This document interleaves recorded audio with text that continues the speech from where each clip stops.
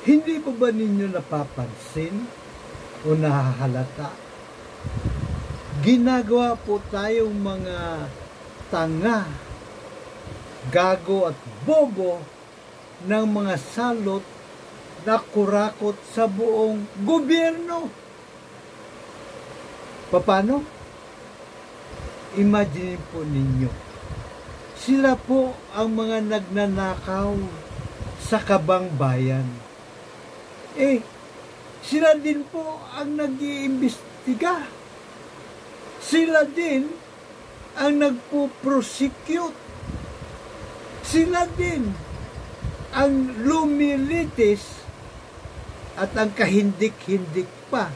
Sila din ang humuhusga sa kabuktutang hukumang trial by palakasan nilang mga traidor, abusado, land grabber, drug lord, smuggling lord, kawatan at iba pa na kuno ay politicians. Saan tayo dadamputin ng mga boss? Tayong mga boss nila, hindi po ba? We are the sovereign Filipino people. Tagalog translation, tayo po ang may kataas-taasang kapangyarihan sa bayan. Pero pag tayo pinagnanakawan ng ating mga empleyado lamang, abay, mga bobot tanga tayo lumalabas. Sila nag-ibis sa sarili. Pambira o. Ay, nako naman. Hey! Good morning, ladies and gentlemen of the jury. Puwersa, 99.9% sa puwera. Sama po kayong sulok ng archipelago sa Luzon, sa Visayas, sa Mindanao, o maging sa mandako ng mundo. Again, good juror morning. Ano po? And so, kung pa rin po nyo laging nakandang maglingkod, Mr. Juror, Dr. Sixto Kitkilatis Lagari po lamang, PhD, Public Administration, Honoris Causa. Ako din po ang founder ng Philippine Trial by Jury Movement / Partido KKK 2.0 Demokratiko. Ang KKK po natin 2.0 ay katarungan, kapayapaan, kaunlaran. Ito po ay pagpapatuloy ng naunsyaming himagsikan ng ating mga ninuno, ng mga katipunero sa pamumuno ni Gat Andres Bonifacio. No po? Ipagpapatuloy po natin dahil ang buwis buhay po na pinaglalaban ng ating mga ninuno ay demokrasya ala Amerika. No? Kung saan mga mamayan ng haring bayan, mga mamayan. Opo, pagpapalaganap, pagpalawak pa ng sangguniang ng mga mamayan, sangguniang bayan, sangguniang barangay, demokrasya. Di po ba ang magdidesisyon kung ano ang mga proyektong bayan? Siyempre, mayorya ng mga mamayan. 50+1, ano po? Simple majority, ano po? At ang isa pa pong buwis-buhay na pinaglalaban natin pong mga ninunong katipuneros, hukumang balangay. Hukumang balangay. Trial by jury of the Council of Elders na kanila pong kinopya sa Magna Carta of 1215 England. Ano po? 1215 England. Kung saan ang Magna Carta na ibig sabihin ay the Great Charter of Freedom, nakalitan niya po ron ang 63 mga karapatan ng mga mamayan. Okay. At para huwag masagkaan, malinaw po na inukit sa probiso numero 39 na ang hari abay hindi po pwedeng damputin, ikulong, parusahan, bawian ng ari-arian, kumpiskahin ng mga ari-arian, no? O kaya pugutan ng ulo ang kahit na sino mang mga mamayan, maliban na lamang kung ito ay hatol mula sa jury of his or her peers. Yun po yun. Ano po? Ngayon, sa pag-usad ng panahon, hindi po ba? Pag-usad ng panahon, nagtagumpay ang himagsikan. Tayo po hinasa ng Amerika. Amerika. Una, binigyan ng edukasyon. Pangalawa, ay hinasa sa mga proseso ng demokrasya. Pangatlo, ay ginawaran ng kalayaan. Sa kondisyon kung saan dapat ang ating saligang batas 1935 na konstitusyon pa lamang ay ala Amerikana na demokrasya. Pero hindi po nangyari yun. Sapagkat ipinagkait po nila ng mga naghahari-harian na politician na nagmando. Tiyak po yun. Doon po sa mga delegado ng Constitutional Convention para sadyang ipagkait ang ating karapatan sa trial by jury. Nang sa ganun, manggitata po sila sa nakaw na kayamanan. Kaya ito tayo ngayon eh. Diba? Ito tayo ngayon. Sa lahat ng sulok ng gobyerno may kurakutan. Lahat ng proyekto ng gobyerno may korupsyon. Lahat po ng bidding sa DPWH ay lutong Macau. Rig. Pambirang pati. So, kaya sandamukal po, sandamakmak sa atin, naghihirap. Milyon ang nalalagay ang buhay sa balag ng alanganin. Pati pamilya nila napapariwara sapagkat kinakailangan mangibang bansa, maging OFW. Ang isa sa mag-asawa o dalawa, pareho po sila. Samantalang ang iilang mga traidor at kawatan ay nanggigitata sa nakaw na kayamanan. So, meron po tayo tinatag ngayon na ICI, Independent Kuno. Kuno lang ha, pero hindi po ito independent sa dila ng independent.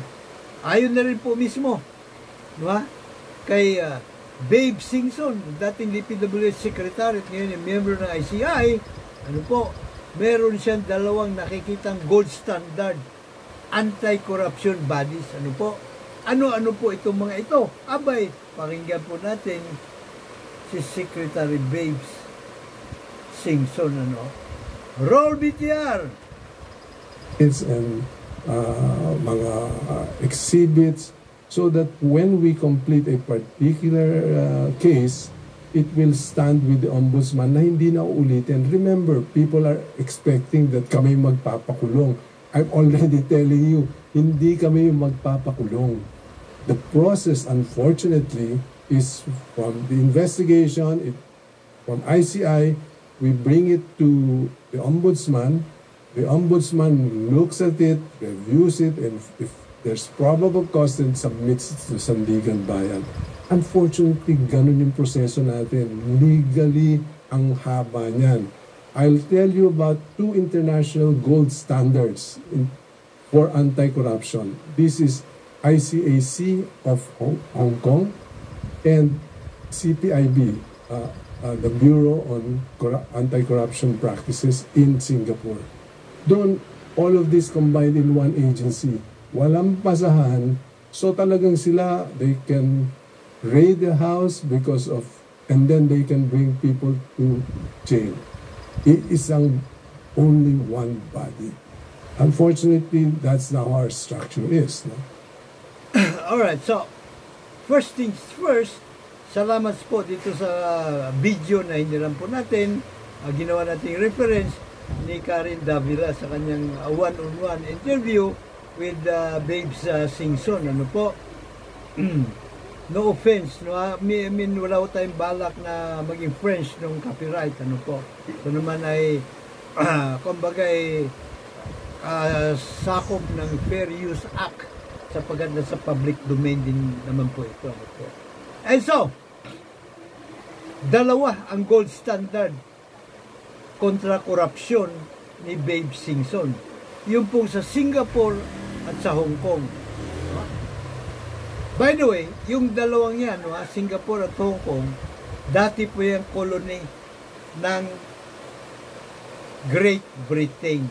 Katulad din ng Cuba, hindi Cuba, katulad ng Amerika, Canada, Australia. And so, sapagkat nabanggit ko na kanina, 1215 pa lang, isinilang na ang Magna Carta, Great Charter of Freedom, no ha? Yun ay extended sa mga colony ng Great Britain. Although, bandang huli, sa Amerika, medyo unti-unti nang pinagkakait sa mga kano ang kanilang karapatan sa trial by jury, kaya nagdeklara po sila ng independence. Ano po? Now, ito pong Hong Kong, hanggang ngayon po, trial by jury pa rin ang uso. Hanggang ngayon, hanggang sa mga oras na ito, ano po? Bagamat sila po ay na-turn over na sa Communist Party of China, napanatili doon po sa kanilang nilagdaang agreement ang independent judiciary. Take note, independent judiciary na Hong Kong. Trial by jury of the Hong Kongers, Hong Kong people. Ano po?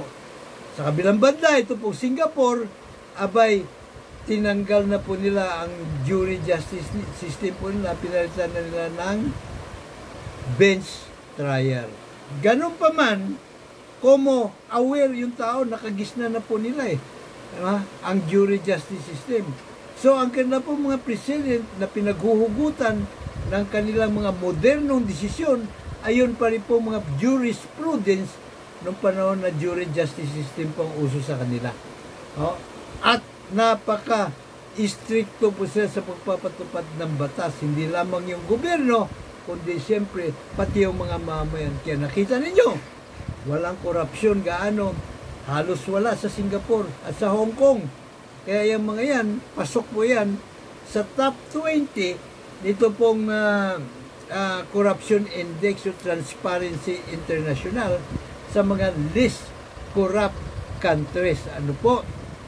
And so, nag-modify ang Hong Kong at Singapore. Bakit? May mga anti-corruption body sila. Sapagkat hindi po katulad ng Amerika, nung nagdeklara ng independence ang Amerika at kanila pong dinimbag ang kanilang 1787 Constitution, malinaw po sa original na teksto na naandun po ang karapatan sa trial by jury. Katotohanan yan, ni isa sa mga delegado po nila sa Philadelphia Constitutional Convention, wala pong alam, wala pong nasa isip kung ano po ipapalaman sa saligang batas. Maliban lang sa isang probiso na lahat sila nagkakaisa. Kailangan naroon yung karapatan sa trial by jury of the people. At hindi lamang po sila nagkasya ron. Pinalawa pa po nila ng tatlong amendment, 5th, 6th, and 7th. Ano po? At doon itinatag ang grand jury sa 5th amendment. Ano po? At doon sa pinaka-7th, yun naman po ay walang hindi pwedeng pakialaman, kalikutin, ibasura ng kahit aling korte sa Amerika ang desisyon ng jury. Final and executory. Ano po? Ngayon, merong grand jury po ang Amerika na siyang kumikilatis kung may probable cause. Kung ikumpara po natin ang grand jury ng mga mamayan ng naroon, 16 hanggang 18 anyo, 23 katao ang mga grand jurors, ano po, conforme sa kanya-kanyang state, kanya-kanyang estado, may kanya-kanya po silang mga patakaran. Pero halos hindi naman nakakaiba. Minsan, nakakaiba lang sa bilang ng mga grand at trial jurors. Ano po?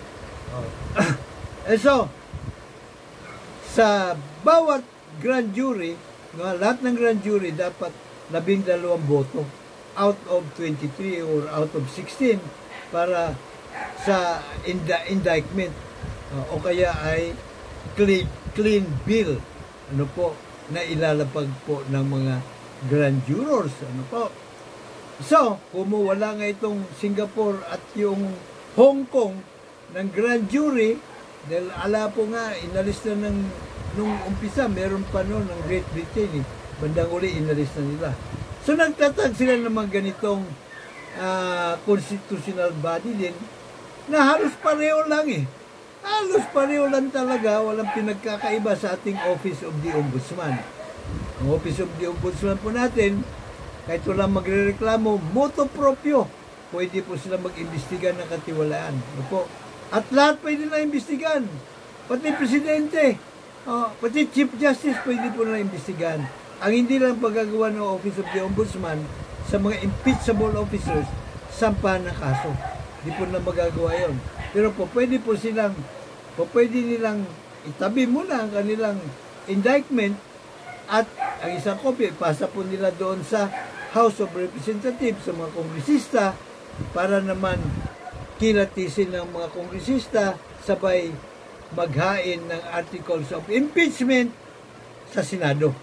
At kapag natanggal sa pwesto yung impeachable officials o kaya nag-resign, pwede na ngayon, o kaya natapos niya yung kanyang termino, pwede nang ihain ng Office of the Ombudsman ang kasong kriminal laban sa naturang impeachable officials. Ano po?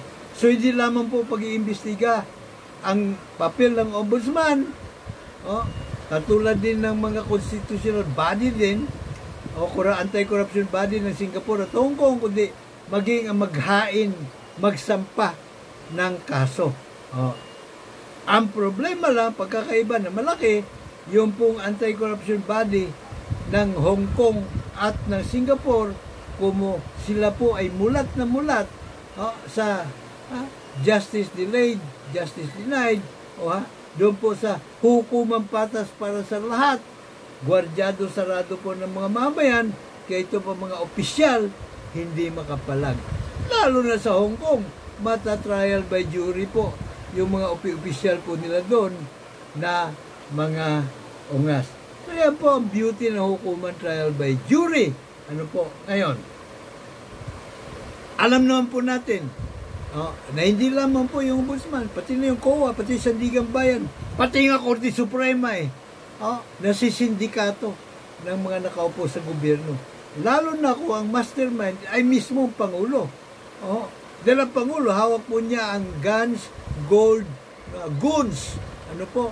Siya ang Commander-in-Chief ng All Armed Forces. Ano po? Siya din na may hawak ng susi, nakadihiro, nakabangbayan. Ano po? So, pwede niya sindikatuhin.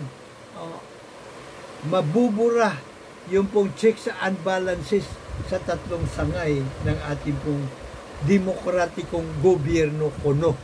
At yan po, ang ugat, ipinagkait po sa atin ang karapatan sa hukumang trial by jury. And so, atin po ngayong igiit sa ating mga opisyal sa gobyerno, lalo higit yung ating po mga senador at mga kinatawan sa Kongreso, sa mababang kapulungan, Kamara, maging ang Pangulo, igit po natin na isertipika niyang urgent ang panukalang amenda sa Bill of Rights. Artikulo 3, Section 14, Paragraph 1, atin pong amendahan. At ipaningit po natin, walang sinuman na maaaring kasuhan ng krimen o kriminal o sibil, maliban na lamang kung may akusasyon o sakdal mula sa grand jury na binubuo natin mga soberanong mga mamayan Pilipino, yung mga pribadong mga mamayan, 18 anyos patas, marunong bumasa at sumulat, randomly selected. Pero kailangan po na mag-apply sapagkat may termino na 1 taon at kalahati o higit pa ang grand jury na kung hindi pa nila natapos yung kanilang kasalukuyan iniimbestigahan. Tuloy-tuloy po yan hanggang sa matapos. Ano po? Tapos doon po sa paragraph 2 naman, paningit po natin, lahat ng akusado kailangan bibigyan ng pampubliko, mabilis at patas na paglilitis sa hukuman trial by jury of with the sovereign Filipino people, 18 anyos pataas, marunong bumasa at sumulat, randomly selected. Lahat ng 18 anyos compulsory, obligatory po na mag-jury duty. Irarapol, halimbawa sa isang korte, kailangan ay 12 lang. Siyempre yung ipa nila na mga juror, Pero ang irarapol nila para magiging prospective jurors, palagay mo na 100. Doon po sa 100 na yon, mamimili ang huwes, ang prosecutor at ang defense lawyer. Unang-una, may huwes pa rin po. Mali ang paniniwala, napapalitan na ng mga jurors ang huwes. Hindi po, nandun pa rin yung huwes. Ang trabaho ng huwes, hanapin ang batas. Ano po? Siya po ang referee. Pagka may gustong ihain na ebidensya o testimonya ang magkabilang panig, kikilatisin po ng judge, ng huwes, kung ito ba ay may kaugnayan sa kaso o wala, bago niya aprobahan. Ano po? At pagka ang mga either party may petisyon na inihain bago mag-umpisa paglilitis, sapagkat pagkatapos po ng arraignment, ang akusado ay bibigyan na at least 7 buwan na palugit para paghandaan ng kanyang kaso. May extension pa po yun kung kinakailangan. Ano po? Sa loob ng mahaba ng 7 buwan, doon po niya ihahain kung ano po yung kanyang mga petitisyon, mga motion, at yun ang pagdidesisyonan ng judge. Walang iniwan sa nangyayari sa trial by jury sa ICC kay Karma Digong, na kung saan ang pinakabagong desisyon ng ICC ay ibinasura ang hirit nila na itigil ang paglilitis sapagkat wala na sa wisyo, may sakit daw si Digong. So, pagkatapos kay Imelda case, RICO case sa New York, inabot ng 11 buwan. Yung pong grace period, bago nag-umpisa ang paglilitis, at sa katutak ang mga testimonya at ang mga ebidensya, track, abay, mahigit 90 yung mga testigo Pero sa loob lamang ng 3 buwan, tapos ang paglilitis, labas ang verdict. Yan ang beauty ng hukuman trial by jury, so, pagkatapos po ng 7 buwan, bago matapos yon, irarapol na yung pong mga prospective juror, mga 18 anyos pataas, ng judicial district na nakakasakop doon. Isa at least na grand jury meron ang bawat, palagay na natin bawat syudad, munisipalidad, may kahit may tigit-tigisa. Regular po yun, Kapag dumami ang kaso na ihahain, sa flood control at ano pa mga anomalya, pwede naman dagdagan yung mga grand jury na kikilatis sa probable cause. At pangalawa pa lang yun, ang pangatlo sa ating pong amenda, paragraph 3 or C, ang desisyon, ang indictment ng grand jury at verdict ng trial jury, final and executory. Hindi po pwedeng baliktarin, katulad ng ginawa ng Tracy Hodas sa Articles of Impeachment ng House of Representatives. Pwede lamang po nilang questionin. Unang-una, doon sa verdict ng trial jury, ay kung hindi alinsunod sa batas. Kasi pagka guilty ang verdict ng jury, isa pa trabaho ng judge, ay ilapag ang sentensya. Sentensya kung ilang taong makukulong at kung magkano ang mga danyos perjuicios. Ngayon, kung hindi alinsunod sa batas, yung pong desisyon na yun, yung penalty, pwede lang questionin.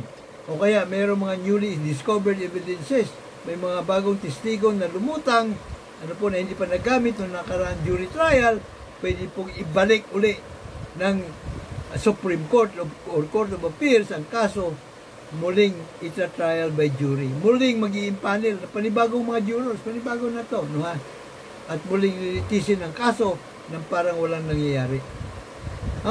Yan po ang beauty ng hukuman trial by jury. So, tingin nyo kaya papayag ang mga senador kasalukuyan at mga kongresista sa kasalukuyan na ihain yung amenda sa Bill of Rights. Ako po, halos sigurado po ako, next to impossible Hindi po nagagawin yun. Kasi pag ginawa nila, para na nila pinirman ang kanilang death certificate o kaya prison sentence. Mababawi sa kanila yung mga nakaw nilang kayamanan. Ano po? At makukulong pa sila ng tiyak. Hindi na uubra yung ginawa kay Imelda na 7 counts of plunder na hatulang guilty. Pero ni isang segundo hindi nakulong.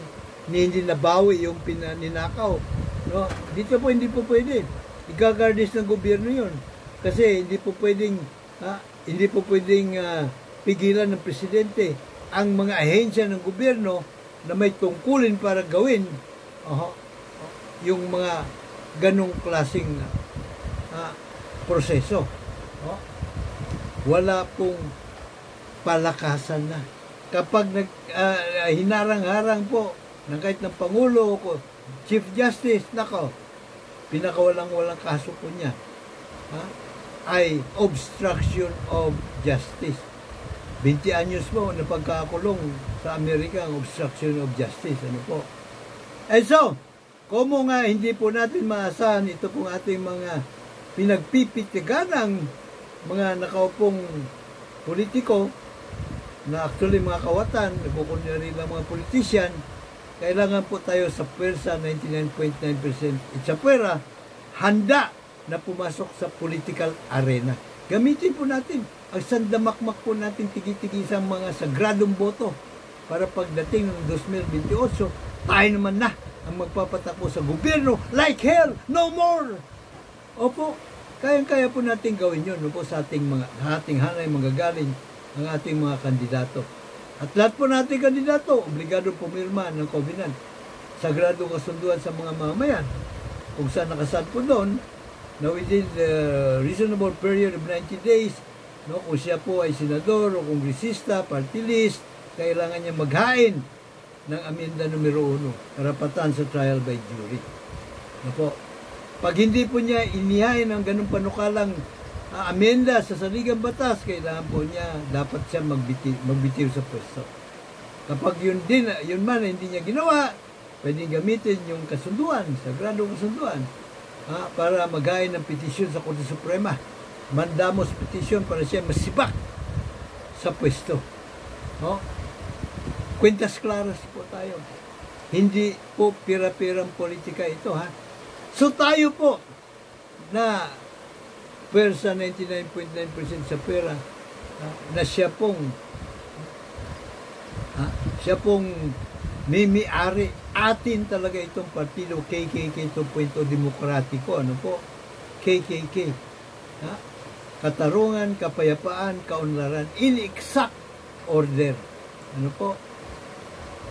Tayo po ito. Atin talaga ito. Ano po? Pwede po natin panghawakan ito. At gawin po natin ito hindi lamang sa kapakanan natin mga nasa kasalukuyang henerasyon para matuldukan na po ang daluyong ng korupsyon, kundi maging po sa ating mga susunod pa sa rinlahi kayo manggi. Sa ating mga apuhan till His kingdom come. Ano po? So, alam niyo ba? Alam niyo na. Ihanda ating mga sagradong boto sa 2028. Sapagkat dapat lang juror ka. Pwede nyo lagi nakandang maglikod, Mr. Juror, Dr. Sixto Kitkilatis Lagari po lamang. Paki-share, paki-like po atin pong mga contents ano po sa ating YouTube Juror Advocacy Channel, Mr. Juror Kitkilatis Lagari, Krusada kontra korupsyon. Nasa ganon, mas marami po tayong may imumulat. Sapagkat ang mga kaibigan ninyo at mga kakilala, hindi ko po malamang, marami sa kanila, hindi ko rin mga kakilala at kaibigan sa Facebook. So gamitin po natin ito pong ating lakas na ngayon na binigay sa atin. Hindi na po tayo silent majority no more. Kailangan dahil sa Facebook, dahil sa lahat ng mga internet, sa platform ng mga makabago po, ano po, gamitin natin para pakinabangan po natin. Again, panahon na para po tayo magkakaisa. At ating bigkis ng pagkakaisa ay kapakipakinabang para sa halos lahat sa atin, kung hindi man lahat.